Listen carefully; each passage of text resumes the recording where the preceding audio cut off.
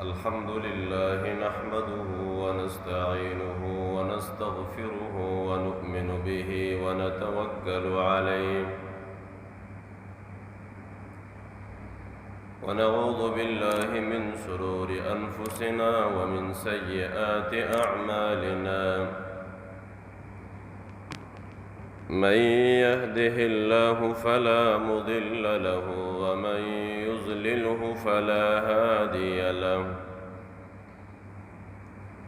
ونشهد أن لا إله إلا الله وحده لا شريك له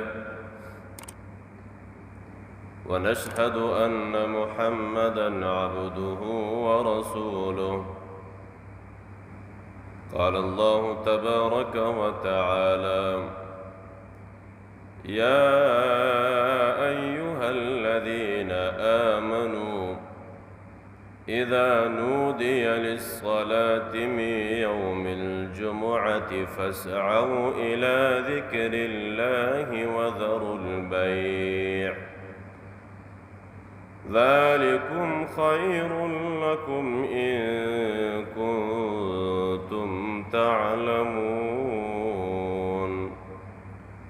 قال الله تبارك وتعالى شهر رمضان الذي أنزل فيه القرآن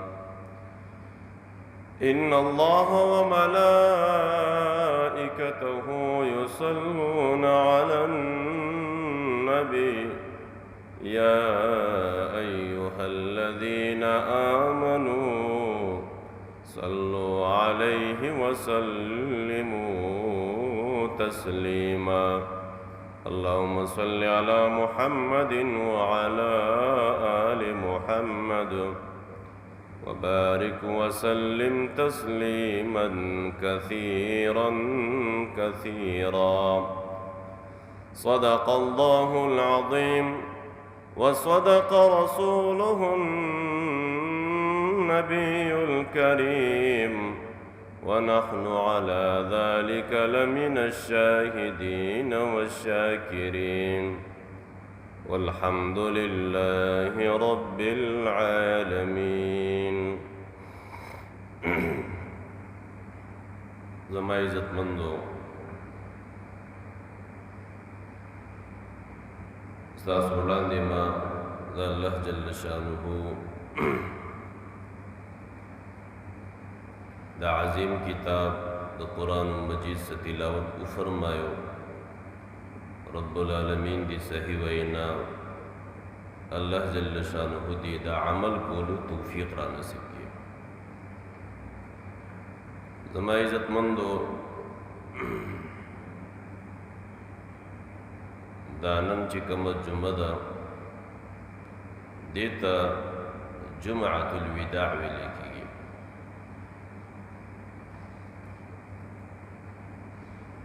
یعنی دا دا رمضان المبارک اخیرنی روز جمعه ده او ورځ دوه چې کوم دی پس بیا هغه اختر دی نو زه به د دې جمعې باره کې مختصر فضیلتو او بیا د اخیرنی چې کومه جمعه ده چې جمعة الوداع ده وداع څه ته ویلی کېږي د هغې باره کې مختصرا خبرې وکم رب العالمین دی صحیح وینا عمل کولو توفیق را نصیب کړي زما عزتمندو د جمعې دا ورځ نبی علیہ السلام فرمایي دا په تمامو ورځو کې غوره ورځ ده افضل ورځ ده او د نبی علیه السلام د امت نه مخکې چې کوم یهودیانو عیسایانو نو د یهودیانو د تعظیم او د عزت ورځ هغه د هفتې وه او د عیسایانو د عزت او د احترام ورځ هغه د جمعې د اتوار ورځ وه او زمونږ استاسو خوږ پیغمبر محمد مصطفی صلی الله تعالی علیه وسلم د هغې د امت د تعظیم او د عزت ورځ چې کوم ده هغه د جمعې ورځ ده. یعنې څنګه چې په تمام ورځو کې د جمعې ورځ اعلی ده، څنګه چې په تمام کتابونو کې قرآن مجید اعلی دی، څنګه چې په تمامو میاشتو کې د رمضان میاشت اعلی ده، دقه شانتې په ټول کائنات کې جناب محمد رسول الله اعلی دی. نو عزتمندو موږ او تاسو باندې ګورئ الله پاک ډېر لوی فضل کړی دی، قسم دی. څنګه پیغمبر راته الله داسې راکړی دی چې د تمام پیغمبرانو سردار دی. کتاب راته الله داسې راکړی دی قرآن مجید چې د تمامو کتابونو سردار دی. د روژې میاشت راته الله داسې راکړې ده چې د تمامو میاشتو سرداره ده، او د جمعې ورځ راته الله داسې راکړې ده د تمامو ورځو سرداره ده. قسم دی څومره لوی نسبت دی، څومره لوی نسبت دی. یو سړی دی هغه مفتی صاحب هم دی، عالم هم دی، شیخ الحدیث او شیخ القرآن هم دی، او تقوادار هم دی، مبلغ هم دی، مجاهد هم دی، او د تصوف سره هم تعلق ساتي. نو څومره لوی مقام والی، څومره صفات پکې الله ښودي. دقه شانتې دا ټول صفات الله رب العالمین د محمد رسول الله امت ته ورکړي دي. څومره بهترین امت دی. مشکات شریف یو حدیث دی، د قیامت په ورځ باندې به رب العالمین نوح علیه السلام راولي. اے نوحه، تا د خپل قوم ته دعوت ورکړی و، الله ما ورکړی و. رب العالمین به د نوح علیه السلام د امت او د قوم نه الله تپوس وکړي، وایي تاسو له نوح علیه السلام دعوت درکړی و که نه و درکړی؟ دا دومره بدبخته قوم دی لکه څنګه چې په دنیا کې به دا خبره کول، وَإِنَّا لَنَظُنُّكَ مِنَ الْكَاذِبِينَ، مونږ ګمان کوو اے نوحه چې ته د دروغجنو نه یې، العیاذ بالله. نو قیامت کې به هم دو دا خبرې کوي، دو به څه وایي خدای دا دروغ وایي، مونږ ته دعوت نه دی راکړی. نو رب العالمین به نوح علیه السلام ته وایي اے نوحه دا څه وایي، ستا دا قوم کمه خبره کوي او تا سره کم دلیل دی په دې خبره باندې؟ نوح علیه السلام به وفرمایي زما سره دلیل دی جناب محمد رسول الله صلی الله علیه وسلم. او د قرآن دا آیات وګوره، وَكَذَلِكَ جَعَلْنَاكُمْ أُمَّةً وَسَطًا لِتَكُونُوا شُهَدَاءَ عَلَى النَّاسِ، سبحان الله، وَيَكُونَ الرَّسُولُ عَلَيْكُمْ شَهِيدًا. استاد سره تاسو کومه په قرآن کې د ابراهیم علیه السلام واقع شته او که نشته؟ او په قرآن کې د موسی علیه السلام واقع شته او که نشته؟ او په قرآن کې د نوح علیه السلام واقع شته او که نشته؟ نبی علیه السلام به په خپل هم ګواهي کوي، لیکن د هغه امت به هم په دې ګواهي چې او نوح علیه السلام 950 کاله د دعوت محنت کړی دی. انی دعوت قومی لیلا و نهارا، پټه باندې ښکاره باندې. نو زما د پندو د جمعې ورځ الله رب العالمین خلق آدم، په دې ورځ باندې الله رب العالمین آدم علیه السلام پیدا کړی و. نفخ آدم، آدم علیه السلام جسم ته چې کوم بوک میلاو شوی و هغه په دې ورځ باندې.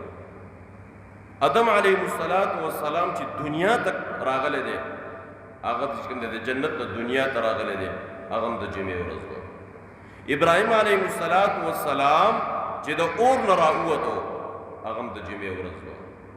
حیدر کرار حضرت علی رضی الله عنه ته چې جام شهادت میلاو شوی دی، هغه هم د جمعې ورځ و. نو دا ډېر لوی فضیلت والا ورځ ده، ډېر لوی فضیلت والا. ځکه فرمایي په دې ورځ باندې تاسو درود شریف ډېر زیات وایئ، درود شریف ډېر زیات وایئ په نبی علیه السلام باندې. نو دا ډېره زیاته قیمتي ورځ ده. ذکر رب العالمین فرمائی یا ایها الذین آمنوا اذا نودی للصلاة من یوم الجمعة فاسعوا الى ذکر اللہ. دا د جمعې د ورځې خصوصیت طرف ته اشاره شوه. اے ایمان والو چې کله مؤذن اعلان وکړي الله اکبر د جمعې په ورځ باندې فسعوا الى ذکر الله، بس خپله کاته بنده کا او الله طرف ته روان شي. چې کله د جماعت په دروازه را دننه شوې او هیڅوک نه دی را دننه شوی او ته را دننه شوې، رب العالمین درته څومره اجر درکوي. الله رب العالمین درته دومره اجر درکوي لکه یو اوښ چې د رب العالمین په لار کې د الله دپاره چې کوم دی تا ذبحه کړی،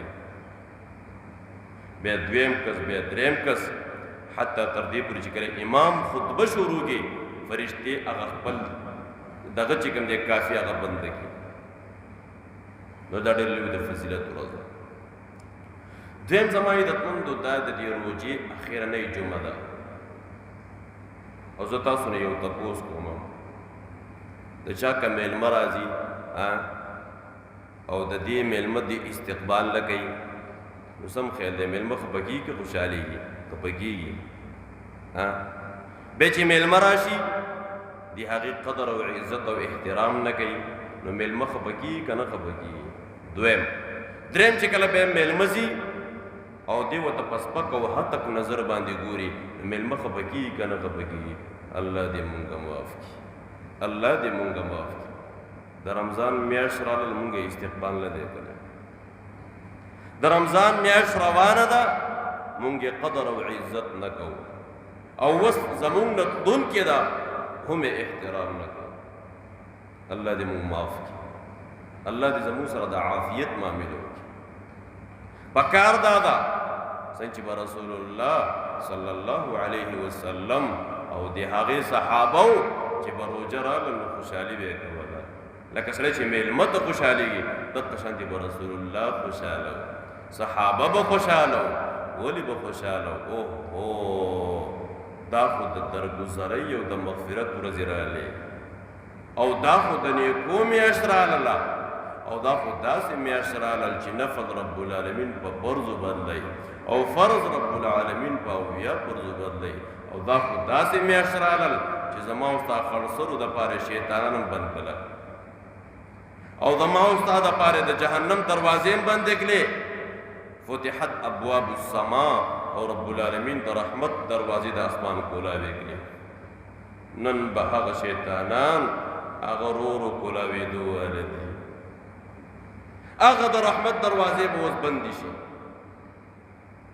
قسم دی رب العالمین څومره ښکلې میاشت راکړې، نن زمونږ هغه روانه ده او پته نه لګي دې ته جمعة الوداع ولې وایي؟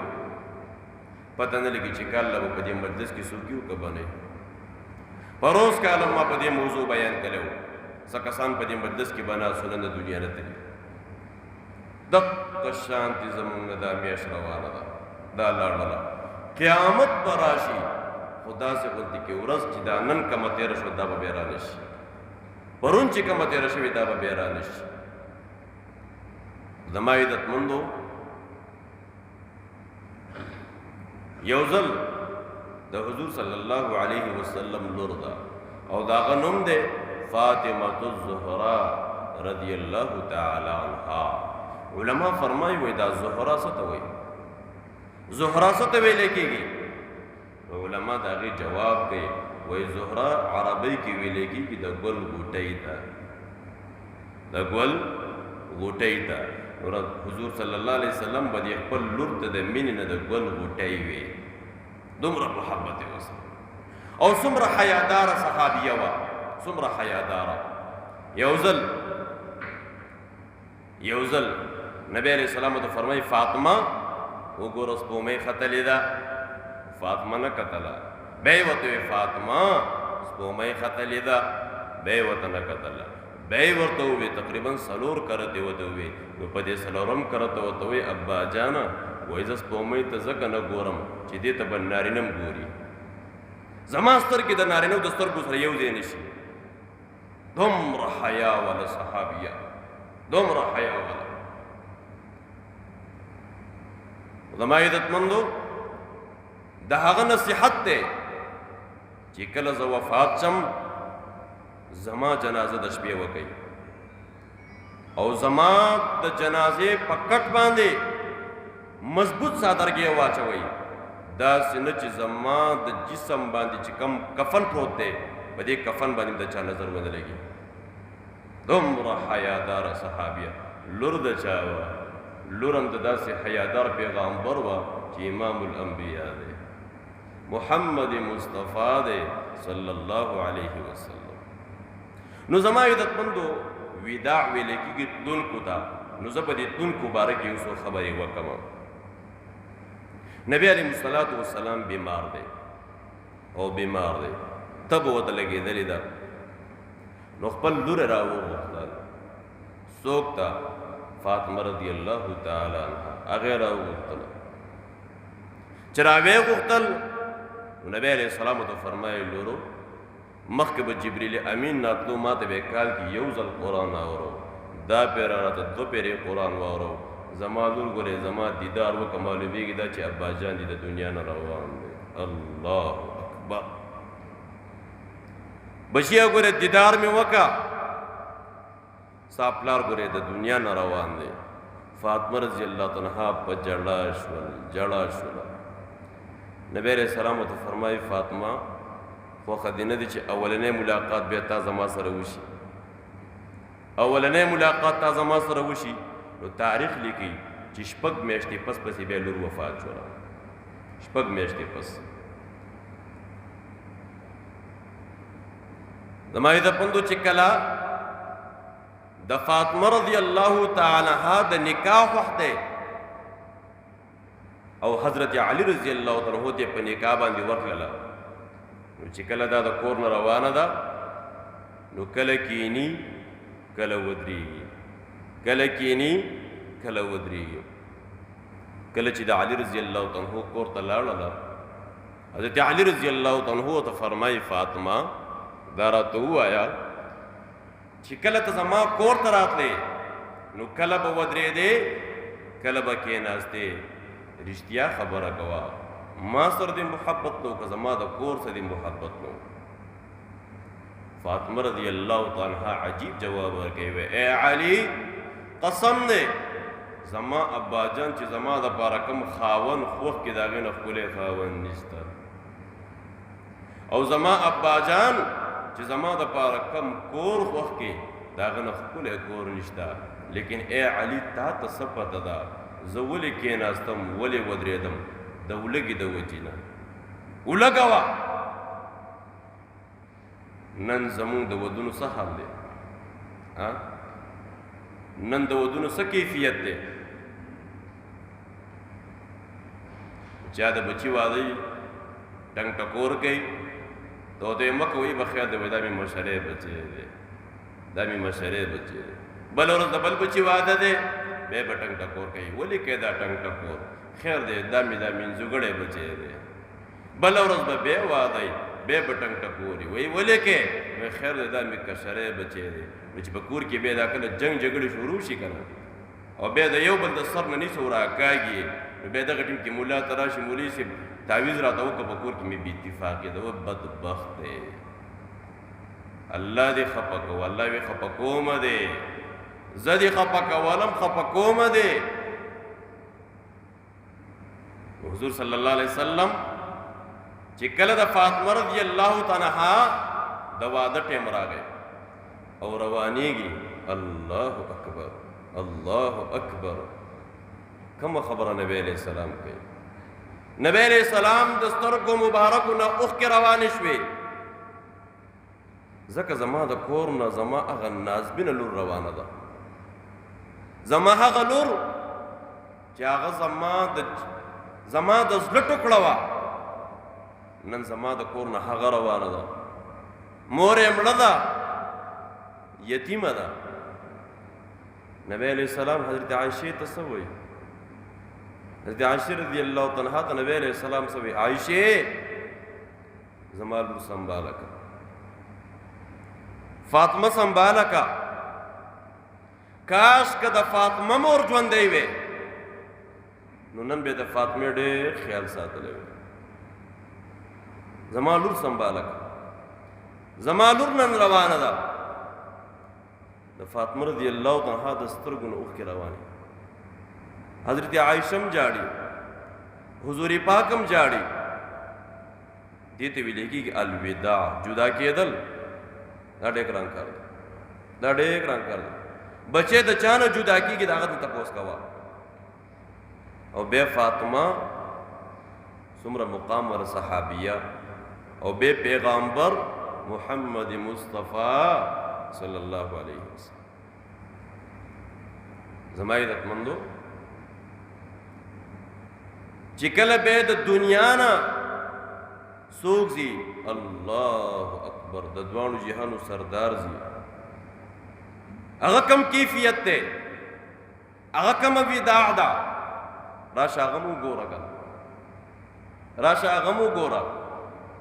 نن د دنیا نظام، نن چې ما ورته مور پیژنو، نن چې ما ورته ورور پیژنو، نن چې ما ورته مور او پلار پیژنو، نن چې ما ورته د عالم قدر پیژنو، نن چې ما ورته روژه نیسو، نن چې ما ورته اخلاق والا زندگی تیرو، نن چې ما ورته معاشره کې بهترین سلوک کو.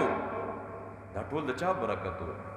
دا د هغه هستۍ برکت دی چې قرآن فرمایي شاهدا و مبشرا و نذیرا. قرآن فرمایي محمد رسول الله والذین معه اشداء علی الکفار رحماء بینهم. نن هغه هستی د دنیا نه روانه. زما عزتمندو نبی علیہ الصلوۃ والسلام بیماری تیز شولا، طبیعت تیز شولا. څوک راځي سحر کې د نبی علیہ السلام طبیعت گزاره کوي. دغه ټیم لږ سات پس ابوبکر صدیق رضی الله تعالی عنہ راغی. چې کله ابوبکر صدیق رضی الله تعالی عنہ راغی، وردن نشو د دوانو جهانو سردار محمد مصطفی صلی الله تعالی علیه وسلم د دنیا نه رخصت شوی دی، د دنیا نه تللی دی. مدینه شته، د مدینې زینت لاړو، منبر شته، امام لاړو، امام شته، امام لاړو، مؤذن موجود دی، امام لاړو، دوستان موجود دي، پلار لاړو، لور ژوندۍ ده. د دوانو جهانو سردار د دنیا نه تللی صلی الله علیه وسلم. ابو بکر صدیق رضی الله تعالی عنہ د نبی علیہ السلام باندې یمنی صادر پروت و. د نبی علیہ الصلوۃ والسلام مخ مبارک ښکارو. الله او ابو بکر صدیق رضی اللہ تعالی عنہ نبی علیہ السلام تندے مبارک کلو کولے کو جسوک در رسول اللہ دے جسم سرولے کے سم خیال دے. نبی علیہ السلام یوزل وئی آخرین وقت تنیز دے. نبی علیہ السلام وئی کما چا باندے غزار کلی نند راشو زمانے دے حقا بدل والی. یو صحابی پاس دو اللہ نبی تاما باندې گزار کړی دی، زه د هغې بدل عالم. صحابه حیران دي چې دی به څنګه نبی علیہ السلام ته لاس ورځي. او هغه نبی علیہ السلام داسې سزا ورکړې وه چې صحابو صفونه د جهاد دپاره برابرول. دی په دې سب کې داسې کوږ نو نبی علیہ السلام ورغزا ورکړو چې نیغ ودرېږه. نو دی ورته وایي د الله نبي تا چې کله ما له غزار راکو زما په ملا باندې چې کوم دی نو پرده نه وه، ملا مې ښکاره وه. صحابه حیران دي چې دا کوم کیفیت دی، دا څنګه کېدی چې دی په نبی علیہ السلام غزار وکړي. نبی علیہ الصلوۃ والسلام هغه چې کوم دی نو خپله ملا مبارکه ورته ښکاره کړله. چې کله یې ښکاره کړله دا صحابي ورنږدې شو او د حضور صلی الله علیه وسلم د دواړو ولو منځ کې چې کوم مهر نبوت و هغې ښکل کړو، هغې ښکل کړو. نبی علیہ السلام ورته فرمایي د دې صحابي نوم دی حضرت عکاشه رضی الله تعالی عنہ. نبی علیہ السلام ورته فرمایي ای عکاشه وایي ستا زما د جسم سره شونډې ولګېدې. الله اکبر الله اکبر. د جهنم اور څه کې چې د جهنم لوګی در باندې حرام شو. نبی علیہ السلام فرمایي د هر احسان چا چې په ما باندې احسان دی دنیا کې به د هغې بدله ورکوم ما سوا د ابوبکر نه قیامت کې به د هغې بدله ورکوم. هغه ابوبکر صدیق رضی الله تعالی عنہ نبی علیہ السلام خپل نو چې ښکلی کو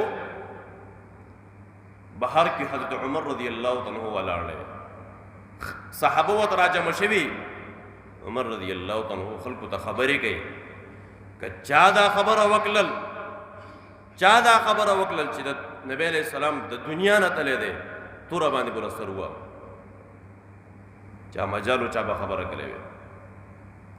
حضرت عمر خو عمر وکنه. الله اکبر. حضرت عمر رضی الله تعالی عنہ عمر وکنه. ابو بکر صدیق رضی الله تعالی عنہ راغی او چې کله حضرت عمر رضی الله تعالی عنہ ولید آواز وکړ عمر چپ شه. فابا عمر بیم حضرت عمر رضی الله تعالی عنہ نه چپ کېدو ځکه دا د برداشت خبره نه ده چې نن د دنیا نه محمد مصطفی صلی الله تعالی علیه وسلم د دنیا نه روان دی. دا د برداشت خبره نه ده. حضرت عمر رضی الله تعالی عنہ دا خبره نه برداشت کول. ابو بکر صدیق رضی الله تعالی عنہ ته الله ډېر لوی حکمت ورکړی ډېر لوی حکمت. ابو بکر صدیق رضی الله تعالی عنہ منبر باندې ودرېدو. صحابه راجمع شوله. ابو بکر صدیق کومه خبره کوي ځکه نبی علیہ السلام یې ولیدو کومه خبره کوي. ابو بکر صدیق رضی الله تعالی عنہ عجیب خبره وکړه. اے خلکو من کان منکم اے خلکو څوک چې په تاسو کې د محمد صلی الله علیه وسلم عبادت کوي هغه د دنیا نه لاړو او یعبد الله څوک چې د الله عبادت کوي هغه به همیشه د پاره ژوند دی. فانه حی لا یموت هغه به همیشه د پاره ژوند دی هغې له مرګو نه راځي.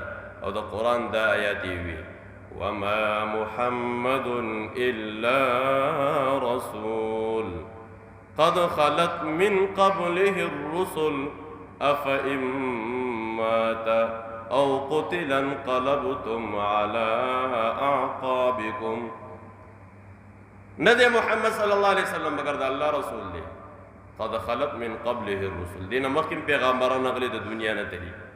افئن مات هغه هم د دنیا نه تلي نو تاسو به څه کوئ خپل دین به پرېږدئ نه.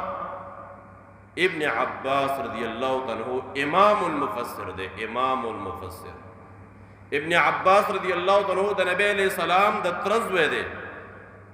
ابن عباس رضی الله تعالی عنہ چې نبی علیہ السلام د دنیا لاړ د 14 کالو لیکن نبی علیہ السلام ته دعا هم کړې وه اللهم علمه الكتاب یفقهه فی الدین وعلمه التاویل. روایت راغلی دي دعا یې ورته هم کړې وه ځکه یو ځل نبی علیہ الصلاة والسلام بیت الخلا نه بار ته راووتو اوبه پرتې وې د چردام دپاره. نبی علیہ السلام یې دا اوبه چا ښودې دي وایي دا ابن عباس ښودي. په هغه ټیم کې کچو ابن عباس ښودي. حضور صلی الله علیه وسلم ورته د علم دعا وکړله. د علم دعا یې ورته وکړله. هغه ابن عباس چې امام المفسر رئیس المفسر هغه وایي چې کله ابوبکر صدیق رضی الله تعالی عنہ د دې آیات تلاوت وکړو وایي مونږ وی که د آیات وس نازل شو حالانکه د آیات خو مخکې نازل شوی و. دومره صحابه کرامو په دې آیات باندې حضرت عمر رضی الله تعالی عنہ غصه چې کوم دی ختمه شو.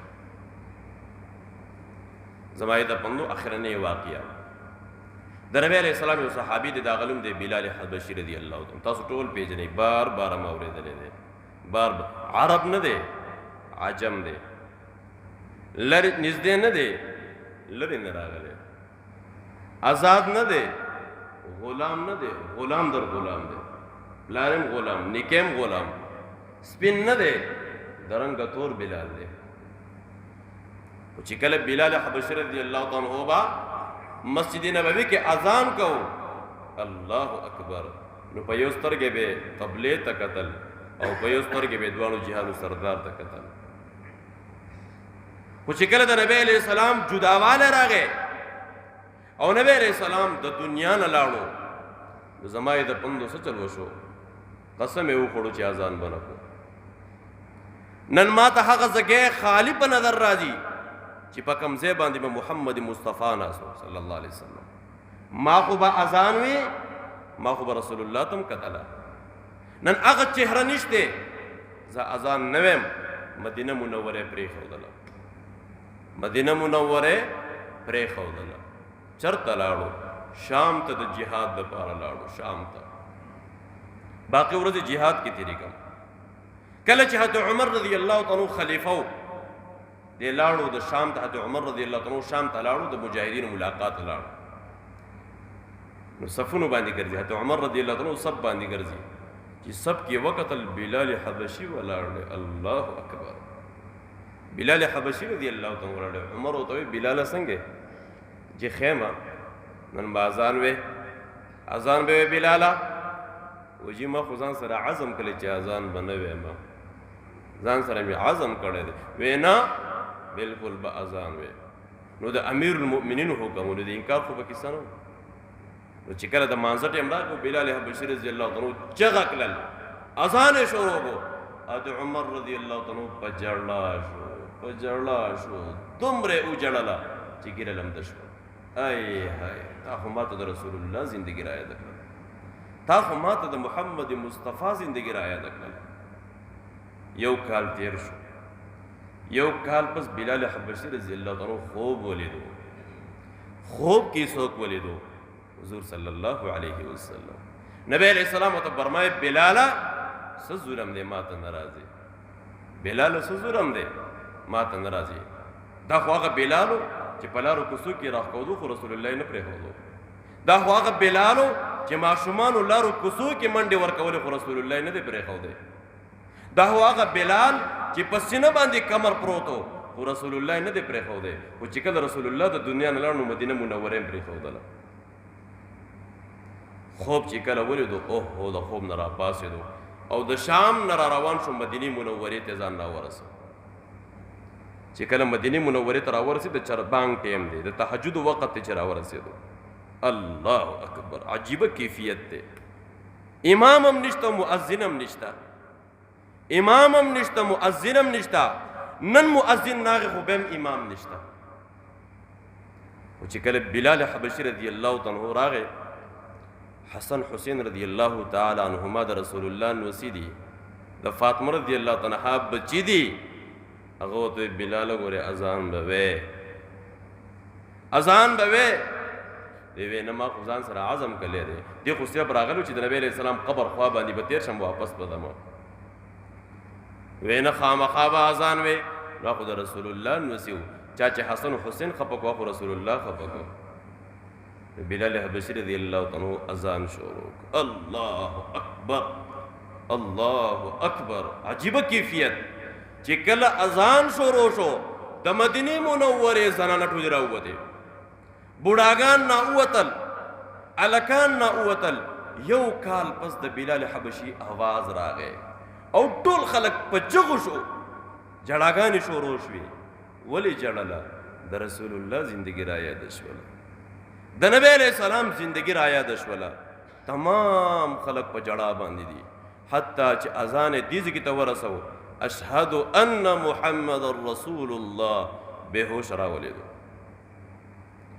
راولیدو ما تاسو ته نوی چې ما ته اذان مو وایي ما تاسو ته نوی چې ما ته د اذان مو وایي ما خو چې به اذان وي ما به رسول الله ته کتله ما خو چې به اذان وي او چې کله به اشهد ان ته ورسېدم رسول الله صلی الله علیه وسلم به خپل زلفې مبارکې وړکولې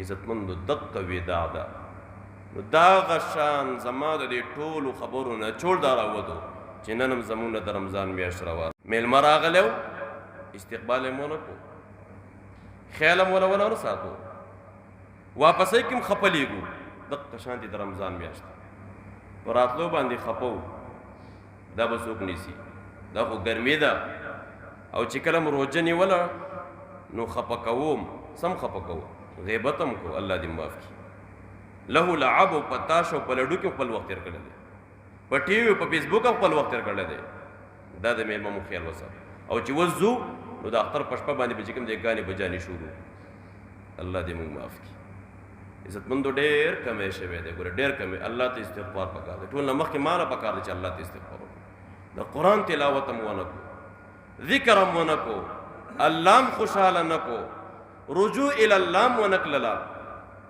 عزتمندو اوس دا میاشت روا دا ورځې قابو دي تراویح هم ونه کړلې تراویح هم ونه کړلې بس دلته به ودرېدو امام پنځه صفه ولاړ او تراویح کې یو صفه لګول قسم دې زه حیران یم دا کوم حالات شروع دی الله دې معاف کړي زه هم کېدای شي آینده کال کې 2 کسان پاتې شو دا لا کوم حالات روان دي د جمعې د مانځه نه پس سنت ختم شو د روجې چې کوم دی تراویح ختم شوې اخر دا کوم حد ته خبره روانه ده موږ خو به د مشرانو پورې خاندل دا مشران نه پوهېږي بې وقوفه ستانه خو د مشران خو سنت خو بیا کول که نه د سنتو قدر خو بیا کوو نن هغه سنت مونږ پرېښودل او ګډې وډې وایو یاره سنت دي نو سفر اسونه دي علما فرمایي سنت نه کول ګناه ده سنتو پورې خاندل کفر دی سړی پې کفر ته رسي د کفر سرحداتو پې رسي نن هغه تراویح عزتمندو زموږ نه پاتې شو نن نه عزم وکړو چې خدای زما نه خو ډېر کمی وشو ټوله روژه تېره شوله ما نه خو روژې کې تراویح ما ونه کړې خدای دا خو زما غټه کمزوري وه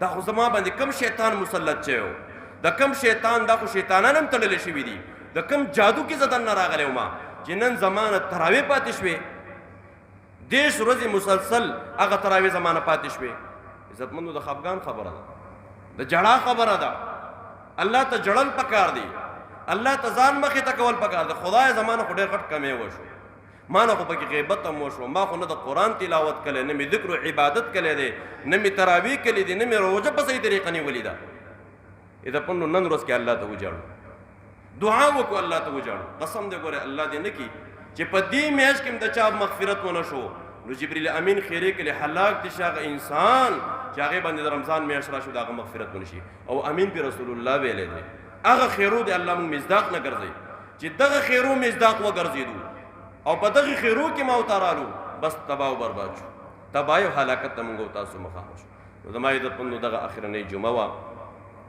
بس پته نه لګي کال نه به مونږ دنیا کې ژوندي یا به نه یو نه مولا مرګ په پیسو اخیستی او نه تاسو اخیستی دی نه مالدار اخیستی او نه غریب اخیستی دی بس د دې دنیا نه زمونږ تک شته په روز کال هم ډېر خلک وو جومات کې ناست وو بیان به هم اورېدلی بیان کې ما دا خبره هم کړې چې کېدی شي دا اخرنۍ جمعه ده هغه کې ما دا خبره کړې چې مخکې چې کوم کال تېر شوی هغه به دلته ناست د دنیا نه تلي څه کله هم دا خبره کوم چې ډېر خلک به وو چې تېر کال کې به ناست نن د دنیا نه تلي دي آینده کې زمونږ هم پته نه لګي هیڅ پته نه لګي بس عزتمند عمر چا نه دی سره روان دی هیڅ پته نه لګي کم ټایم کې را روان دی ټیک ټاک سړی ناست دی دې ځای باندې لاس کېږي ولې بس دې چې دې معمولي لاس راکړي د دنیا نه تللی ټیک ټاک سړی نه په خپه درد دی نه په سر درد دی نه بیماري کلی ولې هارټ اټیک ورته وشو بس رګې بند شو د دنیا نه لاړو هیڅ دقه حالات زمونږ هم را روان دی د ځانه به خبر هم نه وي د دنیا نه به تلي الله راضي کو بس قسم دی الله خوشحاله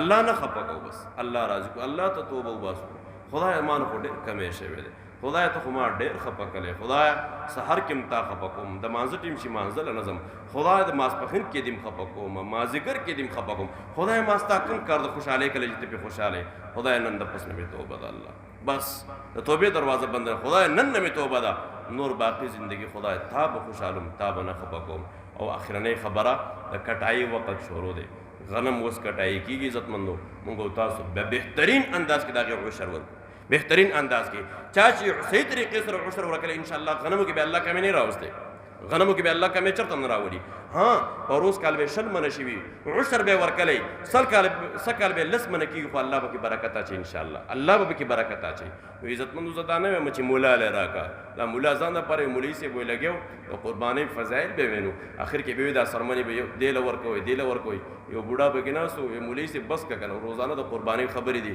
سرمنې به هم تاله درکړو مونږ وایو خدای دې مونږ تاسو نه ساتي غریب ته ورکوي خو ورې کوي غریب له ورکوي مسکین او فقیر او محتاج له ورکوي ورې کوي زما ذمہواری ده ما نه به الله تپوس کې د دې خبرې تاسو ته نصیحت نه کوم د الله نصیحت کړي رسول الله نصیحت کړي دی چې د دې نه مونږ تاسو عشر صحیح طریقې سره مونږ تاسو ورکو لنده کاته نه کوو لنده کاته څه ته ویل کېږي سخا غنم دې راغستې او په کور کې ګوټې دې خو ملنګ راغی ورکوله خدای له دوکې ورکې، خدای له ناپاک مال ورکې، خدای له پاک مال ورکوه، ناپاک مال خدای له مه ورکوه، صحیح طریقې سره خدای له مال ورکوه. زما یې د پوندو مونږ او تاسو دا د عشر وخت دی، غنم اوس کټایي وشوه، هر ملګری دا عزم وکړو چې څومره غریباران فقرا مساکین دي هغې له مونږ او تاسو صحیح طریقې سره عشر ورسو. انشاءالله رب العالمین به خوشحاله شي. الله دې عمل کولو توفیق راکړي. وآخر دعوانا ان الحمد لله رب العالمین. دعا وکړئ الله ګناهونه معاف کړي، خدای د ټول عالم ګناهونه معاف کړي، خدای سم وي سم واورېدل، الله دا عمل کولو توفیق را نصیب کړي. الله دا د رمضان میاشت تېره شو، خدایه دا خو اخرنۍ جمعه ده، پته نه لګي چې کله به زمونږ زندګي یا به نه وي. خدای دې روژه کې زمونږ نه څومره کمې شوې، الله مونږ ته معاف کړي، خدای مونږ ته معاف کړي. مونږ خو پکې نه د قرآن تلاوت کړی، خدایه نم ذکر کړی دی، نم پابندۍ سره لمونځ کړی دی، او نم تراویح کړي دي، او نم صدقې ورکړي. خدای زمونږ خو پکې ډېر کمې وشو، خدای مونږ معاف کړي، خدای مونږ معاف کړي. او دا کوم ټوټه ټوټه اعمال چې شوي خدای په خپل دربار کې قبول کړي، او دا څومره ختمونه په جماعتونو کې شوي خدای په خپل دربار کې قبول کړي. الله د حرمینو شریفینو حفاظت وکړي، الله د حرم شریف حفاظت وکړي، خدای د مسجد نبوي حفاظت وکړي، او بیت المقدس خدای د ظالمانو د لاس نه ختم کړي او مسلمانانو ته حواله کړي. خدای د مسلمان نصرت او مدد وکړي. خدای کوم ځای کې چې مسلمان ته تکلیف دی، نن په انډیا کې مسلمان ته تکلیف دی، مسلمان په ښکاره باندې مونږ نشي کولی، مسلمان په هر ځای کې در په در دی. خدای د مسلمان مدد وکړي، خدای د مسلمان مدد وکړي. او کم خلک چې خدای ستا د دین خدمت کوي هر جامه کې کوي، خدای اخلاص ورته نصیب کړي، خدای خپل رضا ورته نصیب کړي، او د تمام دنیا باندې خدای د اسلامي نظام راولي، خدای په تمام دنیا باندې اسلامي نظام راولي، او بالخصوص خدای پاکستان باندې د قرآن نظام راولي. خدای نظام غواړم، انصاف غواړم، خو د قرآن او د حدیث موافقه غواړم. خدای انصاف د یهودیانو نه غواړم، یهود هم وایي مونږ انصاف راولو، عیسایان هم وایي الله مونږ انصاف غواړو، خو د قرآن مطابق غواړو. چې کوم د قرآن حکم دی خدای دغه انصاف غواړو، خدای هغه انصاف غواړو چې کوم انصاف عمر فاروق رضی الله تعالی عنہ په مخ ته ځمکه باندې مهیا کړی. خدای د پاکستان د هر طرفه حفاظت وکړي، او دا کومه بیماری چې راغلی خدای دا ختمه کړي، خدای دا وبا ختمه کړي، او هر ځای کې خدای مسلمان په امن او امان کې کړي. د مجمع کې به ډېر کسان ناسي، خدای پاک مجمع کې په جمع باندې د جمعې ورځ د اخرنۍ جمعه د رمضان مبارک خدای په دې مجمع کې به ډېر کسان ناسي. د چا پړه باندې بشري حاجت چاته به ویلې نشي، خدای دا حاجت پوره کړي. او چا باندې قرضې خدای د قرضونو اخلاص کړي. او د چا اولاد دی خدای دیندار اولاد ورته ورکړي. او د چا اولادي خدای پاک د مور او پلار دپاره د سترګو یخوالی جوړ کړي. خدای د مدارسو حفاظت وکړي. الله مدرسې بندې دي، ماشومان به قرآن ته ناسو، 300 ماشومان به ناسو. خدای ستا د رحم دروازې کولاوي وي، نن هغه مدرسو ته جرندې پرتې دي، خدای دا مدرسې کولاوي کړي، خدای دا مرکزونه کولاو کړي، او خپل دین الله دوباره روان کړي. خدای پاک زمون سره د رحم او د کرم او د عافیت او د درگذرۍ معامله وکړي. او څومره خلک چې اعتکاف ته ناست دی خدای دا اعتکاف قبول کړي. څومره خلکو چې سرسایانې ورکړي خدای پاک دغم قبول کړي. او کم خلک چې الله عشر ورکړي الله د ورکولو توفیق هم ورکړي، او بیا خدای په خپل دربار کې هم قبول کړي. خدای زموږ خپل منځ کې اتفاق، اتحاد، مینه، محبت نصیب کړي. خدای موږ د روحاني بیمارونو وساتي. روحاني بیماری خدای څه ته ویلی کېږي الله ته په خپله باندې پوهې. غیبت روحاني بیماری ده، حسد کینه روحاني بیماری ده، بغض روحاني بیماری ده، منافقت روحاني بیماری ده. خدای د دې بیمارونو وساتي، خدای د جسمانی بیمارونو وساتي، د روحاني او د جسمانی دواړو بیمارونو وساتي. الله د عافیت او د درگذرۍ معامله وکړي. اخر وخت دا پاک او عظیمه کلمه نصیب کړي. لا اله الا الله.